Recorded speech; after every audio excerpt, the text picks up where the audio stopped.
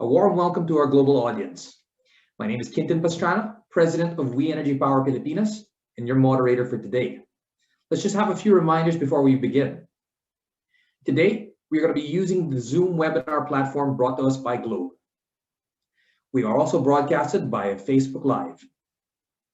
This session will be recorded for our documentation. We may use portions of it for ABAC materials, such as posting on our website, abac.ph. Guests have to sign in through the link that we sent to the email address you provided in your registration form. Please ensure that your display name is in the organization first name, last name format. Your microphones and cameras will be automatically turned off as you come in. You may send your questions or feedback by typing them in the Q&A box. If you wish to ask a question, you may click the raise hand button provided by Zoom. If recognized, your mic and video will be turned on.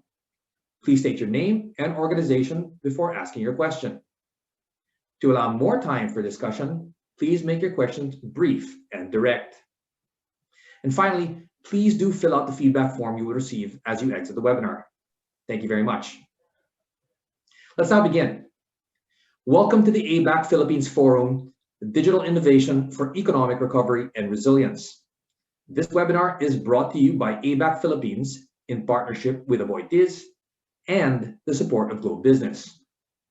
Now, we have over 200 guests in attendance in the Zoom webinar, plus the Facebook viewers, with representatives from the government, including the LGUs and the private sector from the Philippines and across the APEC region. We also have friends from the media, and we welcome you all here today.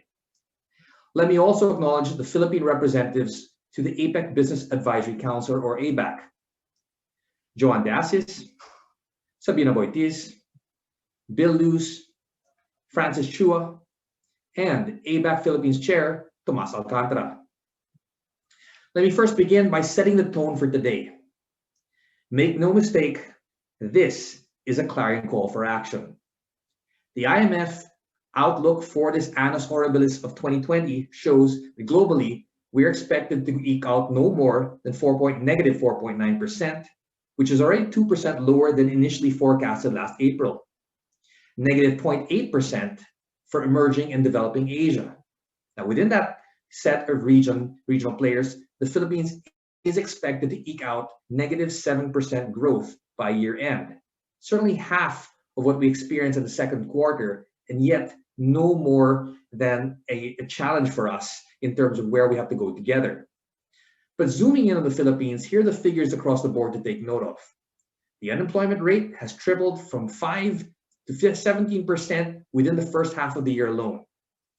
Indicators across the board, from manufacturing to consumption to exports, and even OFW remittances are down by double digits, and with a continuous slide. Now, while the slippage and situation is somewhat eased, the country, and indeed the region and the world, is far from a steady state, and much more needs to be done. In order for a sustained recovery to occur, the burden of managing a transition, indeed a painful but necessary transformation into a digital inclusive economy where no citizen, MSME, or institution is left behind, needs to be shared between the public and private sector. While the government sets a tone and provides the environment for critical investment and innovation for the private sector to occur. On this note, we now begin our forum. To give his welcome message, may I call on the chairman of ABAC Philippines, Tomas Alcantara.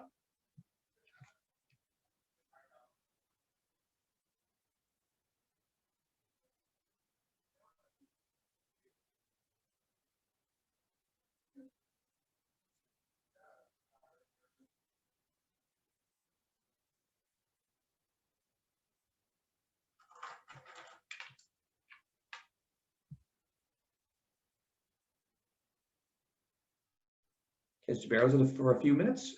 We will sort out these issues.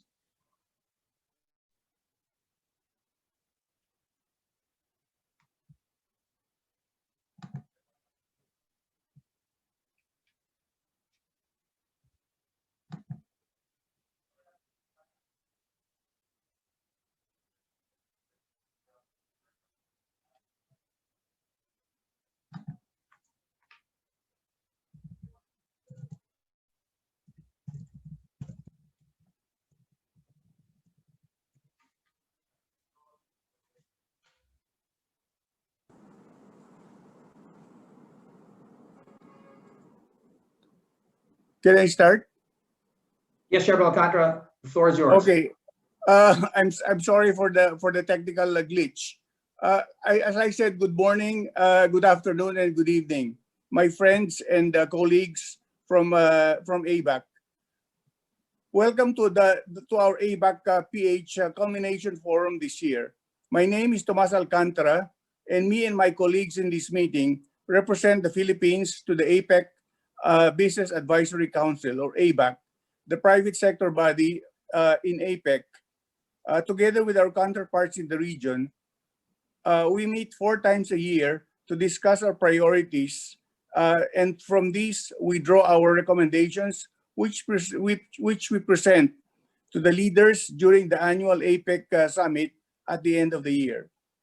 For this year, except for the first meeting last February in Sydney, our quarterly meetings have been set by a virtual platform.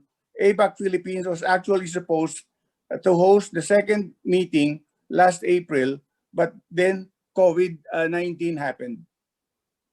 However, resilient as we are, the pandemic is not one that will keep us from moving forward. ABAC Philippines so far has organized 2 virtual events this year. First, we had ADB and APEC experts present economic outlook in the pandemic scenario. Then we had the president of the De La Salle College of St. Benilde and the executive director of RMIT University talk to us about how education sector is addressing this challenge. The webinars underscored the role of regional cooperation in responding to COVID-19, the value of sharing best practices and economies complementing each other to build capacities. We would like to build on this platform and draw more lessons from the region as we build a more inclusive and resilient economy. While the pandemic has put many industries to a halt and caused thousands to lose their jobs, it has also accelerated digital innovation among businesses and communities. The same digital technology will enable us to harness our human capital for the new future of work, and the same digital technology that will provide new products and services that supports financial inclusion and growth of key sectors, including the SMEs. Even prior to the pandemic, we were already talking about the 4th industrial revolution. COVID-19 only made us shift gears, perhaps so because of our acceleration in the environment. Still, the challenge is to ensure that economic growth and opportunities from a more liberalized trade and investment will benefit all, especially the developing economies. Let us leverage digital innovation to achieve this goal. Good morning, and I wish a productive forum. Thank you. Thank you very much, Chairman Alcantara. And to give the keynote message, let's call on the President and CEO of the Aboitiz Group and ABAC Philippines member, Mr. Sabin M. Aboitiz. Ambassador Luang Minon from Embassy of Laos,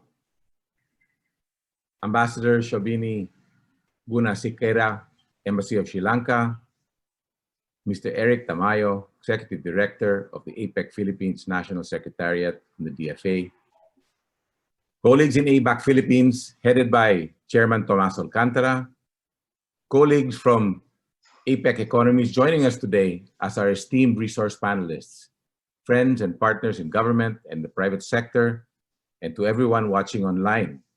Mayong buntag sa inyong tanan. I'm glad to join you in this forum of ABAC digital innovation. We cannot re-emphasize the timeliness and urgency of our topic this morning. Let me express my deepest appreciation to our resource speakers and panelists who will be sharing their insights as we discuss digital tools and innovation being key to transformation, economic recovery, and resilience. We will have conversations about the importance to retool and repurpose for the new normal, enhance and scale up programs that boost financial inclusivity and innovate towards supporting MSMEs, pivot to digital platforms to help them not just survive, but to thrive. Last July, APEC reported that COVID-19 had already caused a 3.7% drop in the Asia-Pacific region's economic growth for the year 2020, and the total output loss at US dollars 2.9 trillion. We understand that the full measure of the impact of this pandemic has yet to be known. But given this challenge, APEC's main recommendations for member economies are to invest in digital technology, improve technological infrastructure, and equip people with digital skills. These investments are basic for economies to survive. Indeed, we can all attest to the fact that digitalization has shielded businesses, or some of them at least, from completely going under in this global pandemic. Some companies struggled to make the shift, while for others, it was simply like flipping a switch. Aboitiz was lucky that we belong to the latter, where thanks to the digital transformation efforts that we put in place several years back, but more importantly, and I stress more importantly, the team was mentally ready, which is the hardest part and takes the longest time. Our collective experience these past months also points to how vital it is to have a strong public-private collaboration. According to the Asian Development Bank, we particularly need close cooperation in order to protect consumers against cybercrime frauds, prevent illegal activities, enhance cybersecurity, and to prevent cyber attacks while protecting personal data and privacy. I cannot emphasize enough that neither the private sector nor the governments can do this on their own. As a matter of fact, no country can do this on their own. As I've said before, we know that no country in the world, regardless of socio-economic status, can claim that they were well prepared to handle the COVID-19. This further highlights the need to maximize the regional cooperation to share our resources. Countries need to come together to address the gaps in both resources and strategy on the road to building back better. With that, I would like to thank all of you for being part of this forum, and I look forward to a fruitful time learning from everybody. Thank you. Thank you very much, Mr. Aboitiz.